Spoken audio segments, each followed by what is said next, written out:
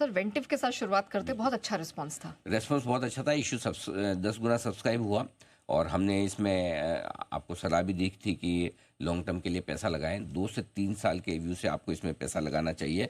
हमारा ये मानना है कि इशू 643 रुपये की इशू प्राइस है, उसके सामने 700-725 रुपये की रेंज में स्टॉक लिस्ट होना चाहिए।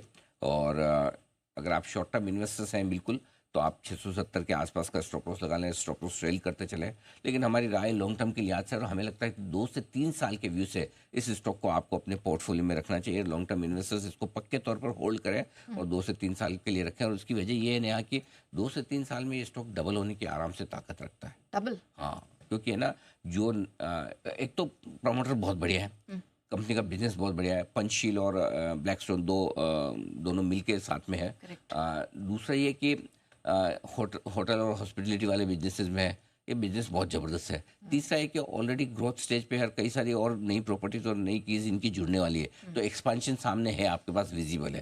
तो 2 से 3 साल में आराम से अपनी कमाई दुगुनी कर लेंगे, भाव दुगुना होना ही है। तो मुझे लगता है कि पहली चीज़ आप बिल्कुल होल्ड करिए। हड़बड़ी और जल्दबाजी में आपको प्रॉफिट नहीं बुक करना चाहिए। इन्वेस्टमेंट के लिहाज से नए इन्वेस्टर्स इशू प्राइस के आसपास कभी अगर स्टॉक आए, वैसे आना नहीं चाहिए, लेकिन अगर गलती से आए तो वहाँ पर आप और नई खरीदारी भी कर सकते हैं। सो एक बढ़िया कंपनी, टॉप क्लास प्रमोटर, बढ़िया प्रॉपर्टीज, बढ़िया बिजनेस मॉडल, जो 2025 में भी आपके लिए मजबूत रहेगा। यहाँ पर गिरावट में खरीदारी करने की राय भी है। डन। ये तो वेंटिव हॉस्पिटैलिटी होगी सर। इससे भी तगड़ा रिस्पांस तो सेनोरिस फार्मा को था। सेनोरिस को तगड़ा रेस्पॉन्स भले मिला, लेकिन रेस्पॉन्स तगड़ा मिलने के पीछे कारण अलग थे। क्या?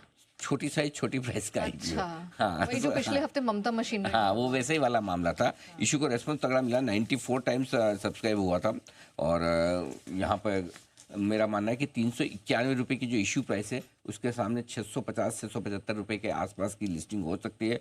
शॉर्ट टर्म इन्वेस्टर 600 का स्टॉप लॉस लगाकर ट्रेल करते चल सकते हैं। देखिए, फ्रेश इशू 50 करोड़ का था, ऑफर फॉर सेल 82 करोड़, ठीक है, मार्केट कैप 1350 करोड़। आजकल बहुत छोटा होता है ये, और इसीलिए 90-95 गुना आसानी से बढ़ जाता है। सबको पता है कि सप्लाई तो आएगी नहीं, इसलिए सो वो वाली बात है। तो सेनोरिज नेचुरली इतना रेस्पॉन्स मिला तो लिस्टिंग तो अच्छी हो ही जाएगी। करीबन 50%, 50-60% प्रीमियम पर लिस्टिंग होनी चाहिए। ओके सर, इसके विपरीत कैरेरो इंडिया बहुत ठंडा रिस्पांस रहा है।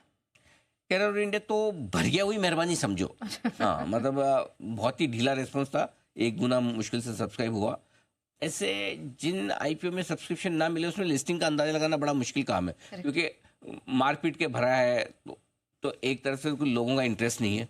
दूसरा, जिन लोगों ने लगाया है उन्होंने बहुत सोच समझ के लगाया होगा कि भाई क्या पता अब जिनको मिला अलॉटमेंट वो बेचेंगे या नहीं बेचेंगे, रखेंगे कि भाई लिमिटेड लोगों के पास ये अलॉटमेंट है। मेरे ख्याल से तो जो भर गया वही अचीवमेंट है। और दूसरा अचीवमेंट अगर इस कंपनी के लिए होगा तो वो ये कि इशू प्राइस जो 704 की उसको मेंटेन कर पाए, वही अपने आप में बढ़िया है। अब हमारी तो राय भी नहीं थी इस पर आईपीओ में पैसा लगाने की। जिस किसी ने लगाया वो अपने हिसाब से अपना एक सूटेबल स्टॉप लॉस रख ले। वो क्या हो सकता है आप अपने रिस्क के हिसाब से देख लें। वो 704 होना चाहिए, 690 होना चाहिए या कुछ और, वो आप अपना देख लें। हमने इसलिए इसे आईपीओ को कवर नहीं किया था। एक एमएनसी प्रोमोटर वाली कंपनी है, पूरा का पूरा ऑफर फॉर सेल है, 1250 करोड़ का। कंपनी के पास कुछ पैसा जा नहीं रहा है, वैल्यूएशन महंगे है, तो इसलिए हमने सोचा कि ऐसे आईपीओ में कोई फ़ायदा नहीं है लोगों को पैसा लगाकर।